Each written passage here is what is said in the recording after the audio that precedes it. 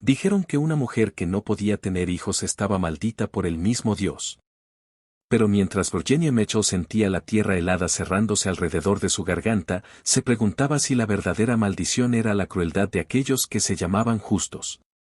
El viento de diciembre cortaba Cedar Falls como una cuchilla forjada en el mismísimo horno del infierno, trayendo consigo la promesa de una muerte lenta y deliberada que incluso había ahuyentado a los coyotes a sus madrigueras. La nieve caía en densas y despiadadas cortinas, cada copo un pequeño veredicto lanzado desde un cielo que había abandonado la misericordia hacía mucho. La respiración de Virginia era superficial, cada exhalación una pequeña rebelión contra la tierra compacta que la mantenía prisionera desde los hombros hacia abajo. Habían cavado el hoyo con precisión, lo suficientemente profundo para enviar un mensaje, pero lo bastante superficial para llamarlo misericordia. Su cabeza sobresalía del suelo helado como una flor grotesca floreciendo en invierno. Su cabello castaño, ahora blanco por la nieve, y sus labios del color de moratones antiguos. 6 horas. Ese era el tiempo que llevaba allí, observando cómo las últimas antorchas desaparecían en la ventisca mientras la buena gente de Cedar Falls regresaba a sus hogares cálidos y sus conciencias limpias. El tribunal había sido rápido, el veredicto unánime entre los veteranos de guerra que gobernaban el pequeño asentamiento en el territorio de Washington con la rígida disciplina aprendida en los campamentos de la Unión. Una mujer estéril trae la maldición de Dios sobre la comunidad, había declarado el coronel Harper, su rostro curtido como piedra bajo la luz del fuego del ayuntamiento. 3 años de matrimonio, ni siquiera un aborto para mostrar la misericordia del Señor. Eso no es natural.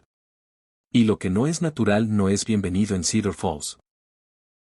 El recuerdo ardía más que el frío que lentamente reclamaba sus dedos, sus pies, avanzando como un ejército invasor. Virginia había estado frente a ellos, 37 hombres que habían sangrado por la Unión, que habían ganado sus tierras con rifle y sable, que habían construido el asentamiento desde la nada con madera y determinación.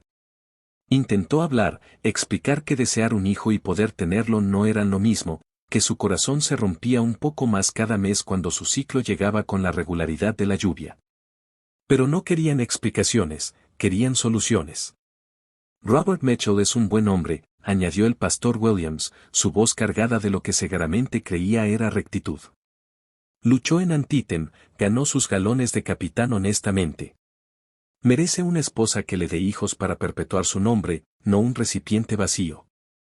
Recipiente vacío. Las palabras resonaban ahora en la mente de Virginia, mezclándose con el aullido del viento y el lejano recuerdo de la voz de su esposo esa última mañana. Debería haberlo sabido, había dicho Robert, incapaz de mirarla a los ojos mientras empacaba sus pocas pertenencias. Debería haber visto las señales. Mi madre me advirtió sobre las mujeres que sonríen demasiado, que hablan mucho de los bebés de otros. Dijo que suelen ocultar algo roto dentro. Al día siguiente, él partió hacia el territorio de Oregón, llevándose el certificado de matrimonio y lo poco que quedaba de la reputación de Virginia. Los papeles de divorcio llegaron por correo ferroviario 2 semanas después, junto con una nota que cortó más profundo que cualquier cuchilla: encuentra una vida de solterona, Jenny. Es todo para lo que sirves ahora. El tribunal le dio una última oportunidad: abandonar Cedar Falls voluntariamente y no regresar jamás o enfrentar la justicia de la comunidad. Había elegido mal, dijeron, había elegido el orgullo sobre la practicidad. Y ahora aprendería el precio de desafiar el orden natural que Dios mismo había establecido. Un sonido captó su atención, lejano pero acercándose. Casos de caballo, constantes y seguros a pesar de la tormenta. El corazón de Virginia dio un vuelco con una esperanza desesperada. Tal vez alguien había vuelto. Tal vez la esposa del pastor había convencido a los hombres de que esto era demasiado cruel, incluso para una mujer estéril. Pero cuando el sonido se acercó, reconoció el ritmo: un caballo, un jinete, moviéndose con la confianza de alguien que conocía bien esos senderos. No el paso cauteloso de la gente del pueblo aventurándose en una ventisca, sino el ritmo constante de un hombre que pertenecía a la naturaleza. El jinete emergió de la cortina blanca de nieve como un fantasma hecho carne. Alto, de hombros anchos, envuelto en un abrigo pesado que había visto años de uso duro. Su caballo, un robusto bayo, resopló vapor en el aire gélido mientras el jinete desmontaba y se acercaba a su forma medio enterrada.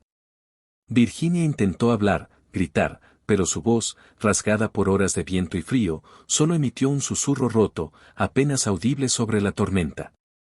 El hombre se arrodilló junto a ella, y por primera vez en horas, Virginia sintió algo distinto al desaliento. Sus ojos, visibles bajo el ala de su sombrero, no mostraban juicio ni repugnancia al encontrar a una mujer enterrada como basura en la plaza del pueblo. Mostraban algo mucho más peligroso, piedad. Y en ese momento, mientras comenzaba a acabar con sus manos desnudas, Virginia Mitchell se dio cuenta de que, a veces, la salvación no venía de los justos, sino de aquellos que entendían lo que significaba estar roto. Benjamin Blackwood había visto suficiente muerte para reconocerla a distancia. La forma en que se posaba sobre una persona como la escarcha matinal, robando el calor poco a poco hasta que no quedaba más que la cáscara de lo que fue.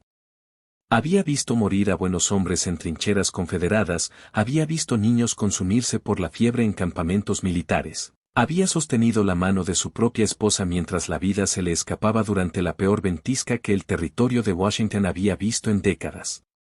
Pero nunca había visto a alguien enterrado vivo en una plaza. La vista de la cabeza de Virginia Mitchell sobresaliendo de la tierra helada lo golpeó como un culatazo en el pecho. Jesucristo, murmuró, desmontando de trueno con eficiencia practicada. Sus botas crujieron en la nieve mientras se acercaba, cada paso medido y deliberado. Años de entrenamiento militar le habían enseñado a evaluar una situación antes de actuar, pero los labios azulados de la mujer y su mirada vidriosa cortaron su cautela como una cuchilla a través de la seda. Intentó hablar cuando él se arrodilló junto a ella, pero solo un susurro roto salió de su garganta. Sus ojos, verdes como agujas de pino y igual de afilados, seguían sus movimientos con una conciencia desesperada.